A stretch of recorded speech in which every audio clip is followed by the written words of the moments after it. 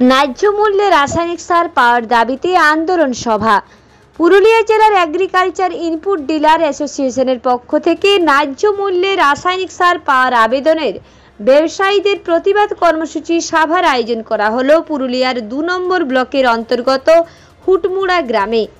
কৃষি দপ্তরের থেকে তাদের নির্দেশ দেওয়া হয়েছে তারা যাতে ন্যায্য মূল্যে রাসায়নিক সার বিক্রি করে। পুরুলিয়া জেলার এগ্রিকালচার ইনপুট ডিলার অ্যাসোসিয়েশনের জেলা সভাপতি জানান, তাদের এই সভা আয়োজন করার একটাই উদ্দেশ্য, যেহেতু তারা ইনপুট ডিলারের লাইসেন্স গ্রহণ করেছে তাই তারা বাধ্য ন্যায্য মূল্যে রাসায়নিক সার বিক্রি করতে, কিন্তু তারা ন্যায্য মূল্যে রাসায়নিক সার কিনতে পারে না বলে তারা যে দামে রাসায়নিক সার কিনে তার থেকে কিছু অংশ লাভ রেখে তারা এই সার বিক্রি করে।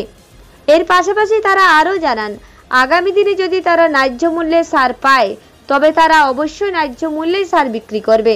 তাদের দাবি তারা যাতে ন্যায্য মূল্যে রাসায়নিক সার পায় এবং যাদের কাছে কোনো লাইসেন্স নেই তারা যাতে সার না বিক্রি করতে পারে ও সার যাতে সবসময় পাওয়া যায়।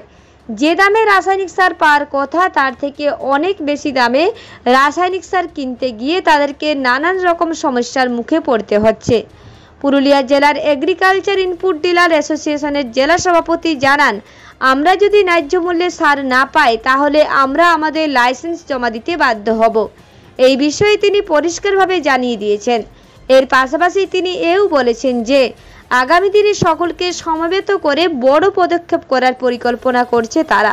আমাদের যে আজকের এই যে সভা আমরা যে সমবেত হয়েছি তার একটাই কারণ, কৃষি দপ্তর থেকে আমাদের নির্দেশ দেওয়া আছে যে ন্যায্য মূল্যে সার বিক্রি করার জন্য।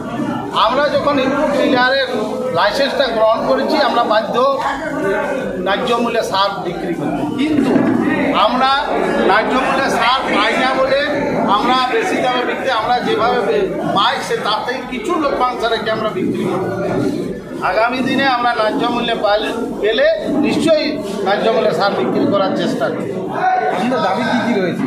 আমাদের দাবি রয়েছে আমরা যাতে ন্যায্য মূল্যে সার পাই এবং যাতে পার্শ্ববর্তী বিনা লাইসেন্সওয়ালারা যাতে সার না পায় এবং তারা যাতে না বিক্রি করতে পারে এবং সার সবসময় যাতে মানে সাপ্লাই সমান থাকে, তার জন্য আমাদের এই আন্দোলন। আপনাদের কী কী সমস্যার সম্মুখীন হতে হচ্ছে? আমাদের সমস্যা যে আমরা যে দামে সার পাই, যে দামে সার পাওয়ার কথা তার থেকে অনেক বেশি চড়া দামে আমাদেরকে সার কিনতে হয়। আমাদের 266 টাকা ইউরিয়া বিক্রির কথা, 1470 টাকায় 10-26 বিক্রি করার কথা, কিন্তু ইউরিয়া আমরা বর্তমানে এখন 300 টাকা পাচ্ছি, আর 10-26 1500 টাকা, 1500 থেকে 1600 টাকা। তাই আমরা হয়তো 1470 টাকা বিক্রি করতে পারছি না।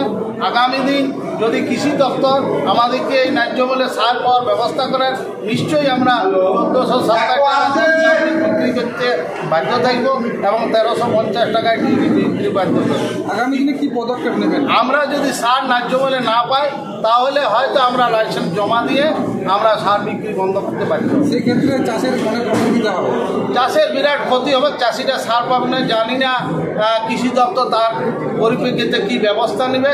হয়তো আমরা যদি ন্যায্য মূল্যে না সার পেয়ে হয়তো লস করে বিক্রি করতে হয়, তাহলে আমরা ঘরের থেকে কোনো সার বিক্রি করতে পারি, লস করে বিক্রি করতে পারবো না। নিজের টাকা ক্ষতি করে 8% আমাদের জিএসটি লাগে, এই সব দিয়ে আমরা হয়তো সার যদি আমরা ন্যায্য মূল্যে পাই এবং 8% জিএসটি পাই তবে আমরা বিক্রি করবো, নচেত আমরা সার বিক্রি করা বন্ধ করব।